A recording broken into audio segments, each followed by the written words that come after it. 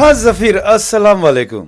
नहीं, अब ये जो खबर निकल के आ रही है, ये पूरा का पूरा मामला जो है हमारे एक मौलवी साहब से जुड़ा हुआ है। मौलवी साहब ने प्रिडिक्ट किया था कि इंडिया और पाकिस्तान के बीच जो मैच होगी, जो दरख्वास्त आमीन होने वाली है, दुबई के सरजमी पे पाकिस्तान जो है वो हिंदुस्तान को लपेट लपेट कर खा जाएगा, ख़त्म कर देगा। हमारे मौलवी अभय सिंह, मौलवी नहीं सॉरी फकरुल, जफीर, मौलवी नहीं बाबा, बाबा अभय सिंह। हाँ मुआफ करना, मौलवी नहीं, बाबा अभय सिंह। हाँ, आईआईटीएन बाबा कहते हैं अभय सिंह। अब इस बात से जो पाकिस्तानी जो थे वो खुशी से उछल पड़े और वजीर आजम इनफैक्ट कॉल लगा करके, वो जो बाबा हैं, आईआईटी बाबा ऐसा कहते हैं अभय सिंह, उन्होंने कहा कि वजीर आजम ने फ़ोन करके बाबा अभय सिंह से बात की और कहा कि आप बाबा अभय छोड़िए, हम आपको नूरे फाकिस्ता के फ़रुख्ते इम में मौलवी का दर्जा देंगे, आप आइए यहाँ पे, आप नेशनल मौलवी बन जाइए। तो बहुत जो बाबा हैं वो बड़े खुश हुए और उन्होंने कह दिया, प्रिडिक्ट ऐसा कर दिया, बोल दिया कि आप देखो कोई विराट कोहली नहीं चलने वाला है और इंडिया को जो है पाकिस्तान खा जाने वाला है।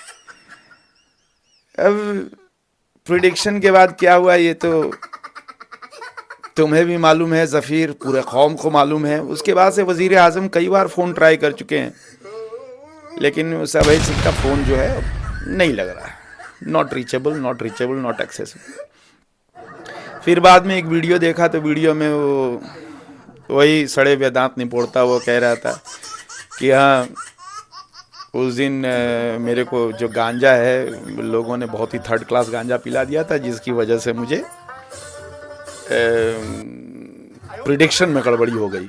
और प्रिडिक्शन जो है, मेरे को ये कहना था कि इंडिया जीतेगी, लेकिन मैंने पाकिस्तान, तो ये था, एक तुक्का मारा था उसने कि अगर कहीं सही हो गया तो एकदम, मतलब इंडिया में आजकल ऐसा ही हो रहा है, समझ रहे हो, जैसे हमारे पाकिस्तान में हो रहा है वैसे इंडिया में भी, कि कोई तुक्का मार दे, लग जाए तो एकदम बाबा से उसको भगवान बना देना है। तो वही आईआईटी जो वाला बाबा दुर्भय सिंह, माफ़ करना अभय सिंह, तो इसी चक्कर में उन्होंने प्रिडिक्शन गांजा मार के कर दिया था कि अगर एक न एक टीम तो जीतेगी। अगर पाकिस्तान जीत गई तो मतलब समझ लो कि वारे न्यारे और भी लोग पूजने लगे, अभी पूज ही रहे हैं बहुत से लोग। खैर ये चल रहा है, उसका फ़ोन लग नहीं रहा है, वजीर आजम का फ़ोन भी वो नहीं उठा रहा, गायब हो गया। मतलब पूरी पाकिस्तानी आवाम भी ढूंढ रही है कि जहां मिल जाए वहीं पे धो दें, लेकिन खैर ये मुद्दा अलग है। लेकिन वजीर आजम पॉलिटिकली इतने ट्रेंड हैं कि वर्ल्ड मैप में अगर किसी लीडर की तलाश हो तो वो वजीर आजम से बेहतर कोई हो ही नहीं सकता।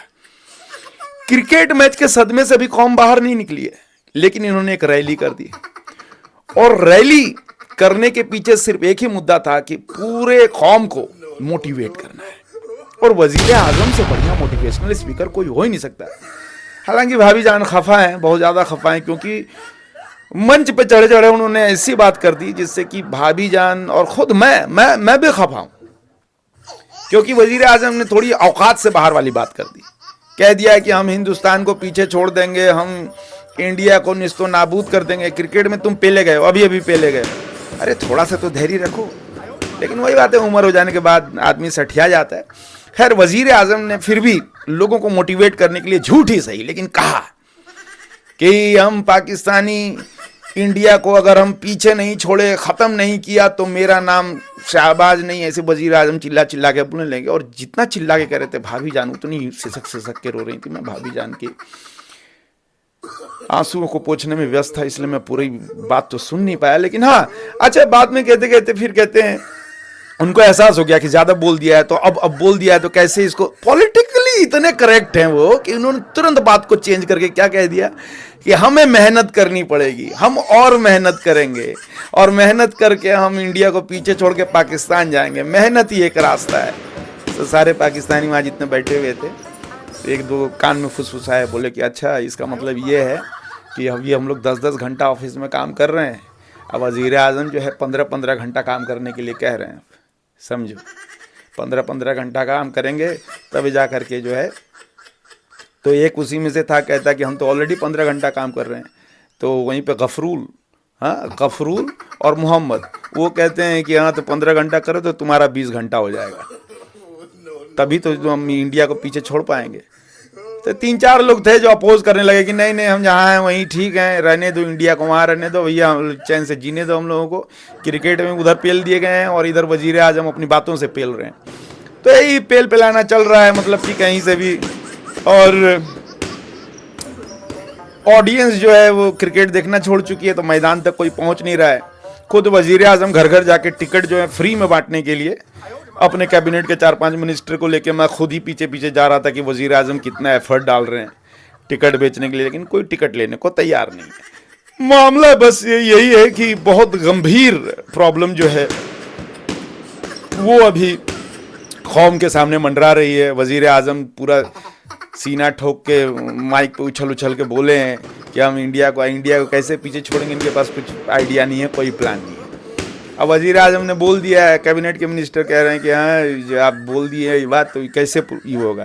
बोले अरे पब्लिक को बोलने से बोल दो, ये कोई पहली बार हम थोड़े बोल रहे हैं, कि इतनी बार बोल चुके, बोलते रहो, एटलीस्ट क्रिकेट का गम बुलाएं और इसी खुश में, इसी खुश फहमी में रह जाएं, खुश फहमी में रह जाएं कि हम इंडिया को पीछे छोड़ देंगे क्रिकेट में, हम तो पेले गए हैं। शक्लैन मुश्ताक, हाँ हाँ अपने ज़माने में कुछ उखाड़ नहीं पाए, तो अब कह रहे हैं कि हमको इस हार का बदला लेना है, हम जो है इंडिया को लेसन सिखाएंगे। अरे क्या लेसन सिखाओगे, जब देखो तभी इस जन्म में तो नहीं होने वाला, लग नहीं रहा है कि इस जन्म में हम इंडिया से जीत पाएंगे क्रिकेट।